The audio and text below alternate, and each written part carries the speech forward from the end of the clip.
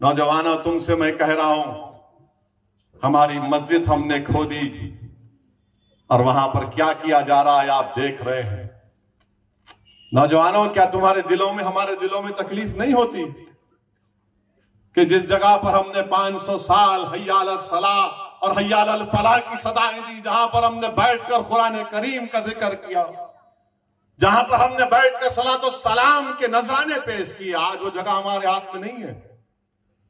नौजवानों, क्या तुमको नहीं दिख रहा कि अभी ऐसे 3-4 मसाजिद हैं जिसमें दिल्ली की सुनेरी वाली मस्जिद भी है। मेरे अजीज दोस्तों, याद रखो नौजवानों, ये जो ताकतें हैं ना, तुम्हारे दिल से जब इत्तेहाद को निकालना चाहते हैं, क्यों निकालना चाहते हैं? मिली गीरत को खत्म कर दिया जाए, मिली हमियत को खत्म कर दिया जाए। बरसों की मेहनतों के बाद आज हमारा एक मुकाम हमने पैदा किया, तो ये आपको इन चीजों पर गौर करना है।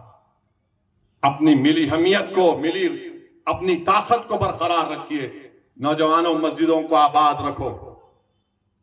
कहीं ऐसा ना हो कि मस्जिदें हमसे छीन ली जाए। मुझे उम्मीद है कि इंशाअल्लाह ताला आज का नौजवान जो कल का बूढ़ा होगा, वो अपनी नजरों को आगे रखकर अपने दिमाग पर जोर डालकर सोचेगा कि किस तरीके से मुझे अपने आप को, अपने खानदान को, अपने शहर को, अपने महल्ले को बचाना है। इत्तेहाद एक ताकत है, इत्तेहाद एक नेमत है। निफाक और इंतशार मौत है, याद रखो मेरी इस बात को। यही चंद गुजारिशात मैं इख्तिसार के साथ आपके सामने रखा हूं और मैं उलमाए कराम की मौजूदगी में लबकशाई किया हूं। मैं माफी चाहता हूं इन जय्यद उलमाए कराम की मौजूदगी में, जिनके दिल में अल्लाह उसके रसूल का इल्म है, जिनके बारे में कहा गया कि ये अंबिया के वारिस हैं। मेरे अजीज दोस्तों और बुजुर्गों, मेरी आप तमाम से गुजारिश है कि अपने मदरसों को मजबूत रखिए, इन मदरसों की तायीद करिए, इन मदरसों को अच्छा करिए और ये किसी के बातों में मत आइए, ऐसा हो रहा नहीं मेरे भाई। तहकीक करो, तहकीक करो, जाकर पूछो क्या यह सच है या झूठ है।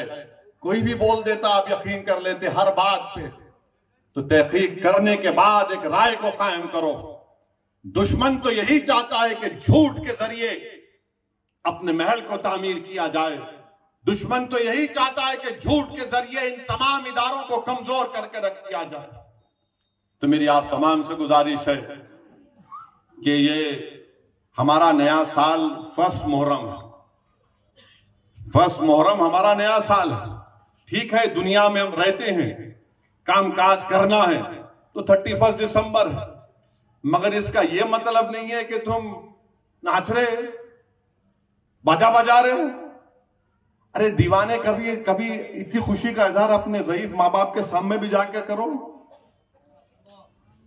जाके अपने अपनी अम्मा के पैर पकड़ ले, अम्मा आज तेरी गोद में उठाता हूं मैं। नहीं, दोस्त को उठाएंगे आज 12 बजे। अरे अम्मा के पैर पड़ ले।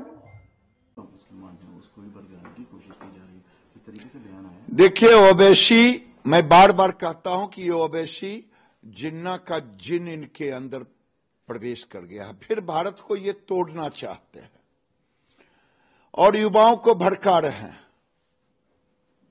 प्रभु श्री राम का ही डीएनए पूरे देश में है। हिंदू और मुसलमान दोनों का एक ही है। हम लोग सब प्रभु श्री राम के संतान हैं।